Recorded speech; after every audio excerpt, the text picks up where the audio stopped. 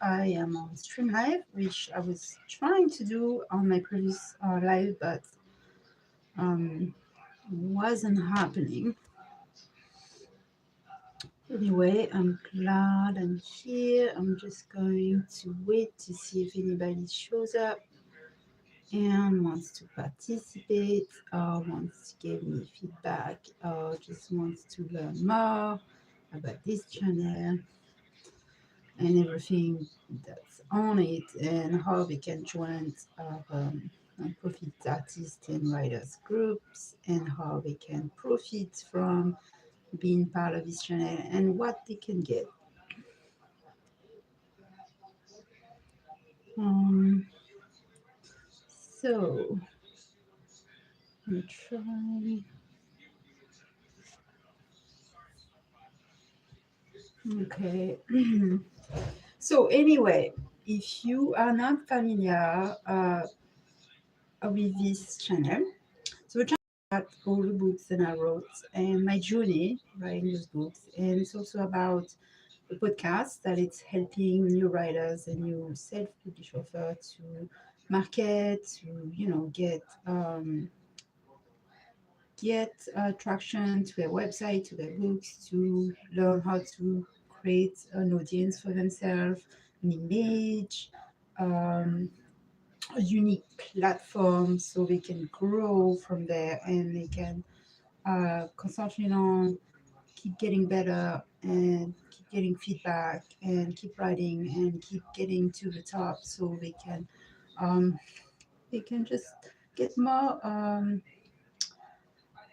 excitement for the future as their author career grow and also learn to market themselves the best way possible but also the cheapest way possible and the free way possible because there's always a way to take advantage of all the free opportunities there is out there to promote yourself.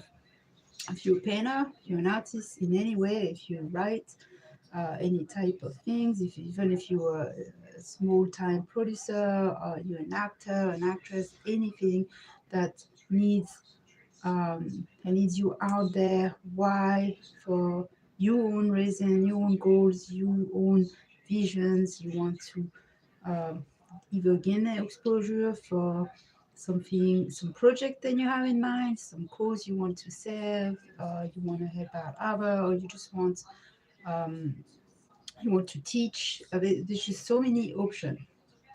So um, anyway, so the channel has the podcast playlist, and I also have a playlist with my impression of the countries that I visited last year through the travel challenge that I did.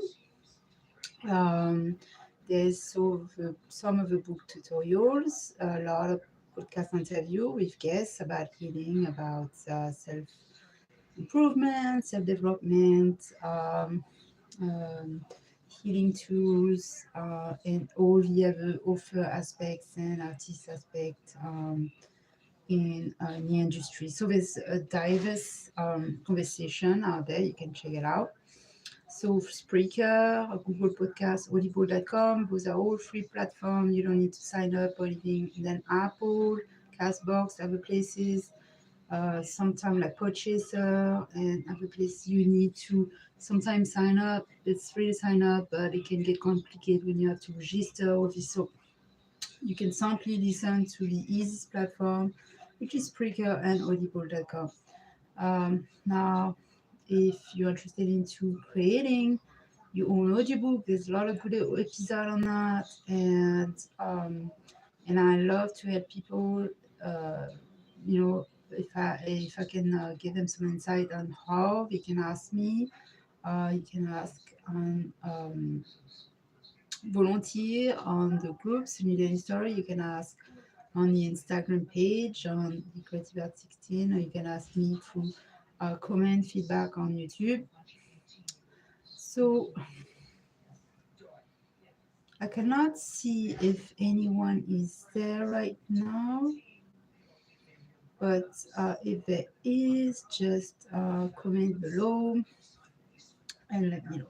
So Yeah, I also offer free marketing banners that I can create for you, and I can also post them on multi-social media pages. And monthly now I have a new things that where I gather poets and painters and anybody who has something to show or some stories to share, and I squeeze it into an article and I put it out there on a monthly publishing trend article that goes to many places. The more people I get, the more places I will invest in. So it will be uh, I will be seen into a larger platform, and it will continue to be seen over the years while we bring more people to this company, this YouTube channel, or this. So um, I'm going to be doing uh, my impression of Portugal today. So briefly, because this is my first stream in a long time, and I can only see in the tiny screen. I don't know for sure if it's working. So anyway, I have been in Portugal when I was in my 17, which was a dream come true in terms of beach, weather, people, price, all of these party, because it's a party town, like party town. I mean, some like Algarve and specific places where it's really focused on that. But there's a lot of other place outside where it's just really quiet and it's just middle of nowhere, which was places I remember looking into buying, investing a home in the country, which is kind of hard when it's super far away to get things done. And it's usually better when you go there and figuring out uh, the path to take and visit and meet with people. But through distance is complicated anyway.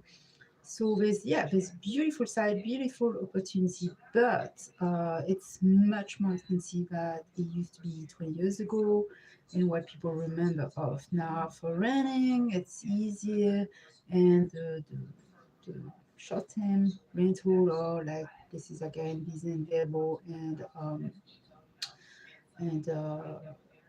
places you can book online. Sometimes they're hotels, sometimes they're rooms. They can still be pretty low prices. You just gotta check what I hear you going to. Just be careful. Always, do due diligence on things and owners, and you go with.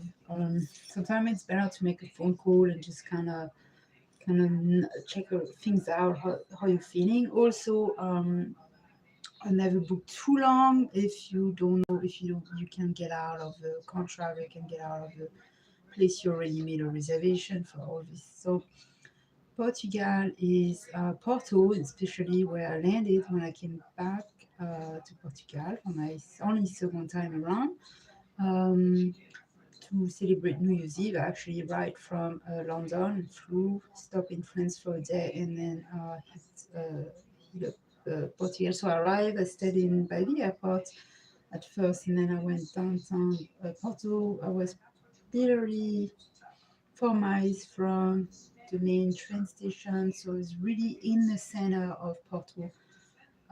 So Portugal has a lot of hills and a lot of cricket street, a lot of cricket houses, like some with roof, some with no roof, some completely constructed, some not.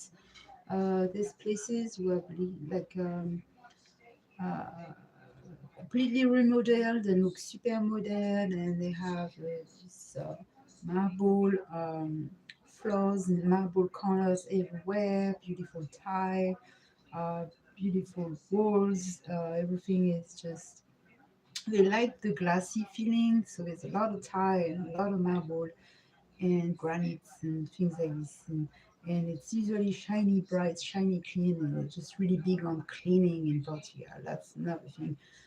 Food is really rich, really heavy, but it's actually very, very good. and it's usually not made with processed food or other ingredients. Like I said, don't have so much extra. Um, uh, there's fast food, but there's not so much snacks and other things that people eat on regular basis over there. They're really religious also in Portugal. A lot of people where I was go there to party. Usually younger crowd or couples, but you do have a lot of families or people who go retire there. You have lots of church and parks and places where you can just go up to hill and just admire the view. So there's a lot of seasides, which is beautiful.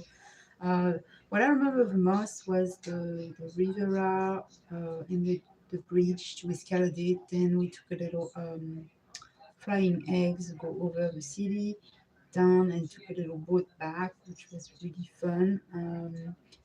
And the view. If you go up to any hills in Portugal, you can get lost in those tiny little corner street, and that's a lot of. It's fun to do. It looks like a labyrinth, and the view when you get to is astonishing. It's very. You can see from 10, 5, 10 miles away. Well, if you stand, and that's not even going very high. So if you go higher, if you like to hike, it's really a great thing. Um, so the money is euro over there. Um, what else can I say about Portugal? It's uh, it's pretty liberal, but they still have a lot of household where are more, men in control of the house and women don't work. It was like this for lots of years. Now it's just laid back, but they still have this. They do have all this religious belief, and they have cathedral with time, this belief and the spirits into retire, and some paintings over there that live throughout lots of years and are still here today watching over. They are very mythical and how do you call this? They have suspicious. No, no, saying the wrong words. Um, Superstition belief on things. Um, the climate is the best. So if you ever go just for a short stay, you're gonna love it. The beach are nice.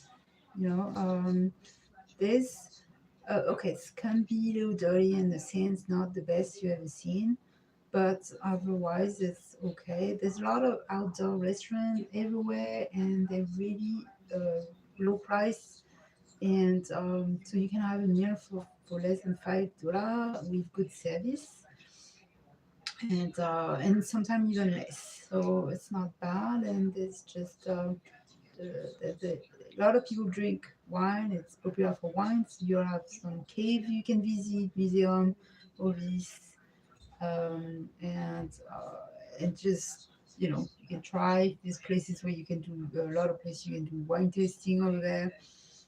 So that's it for this video, and come back I will do Costa Rica.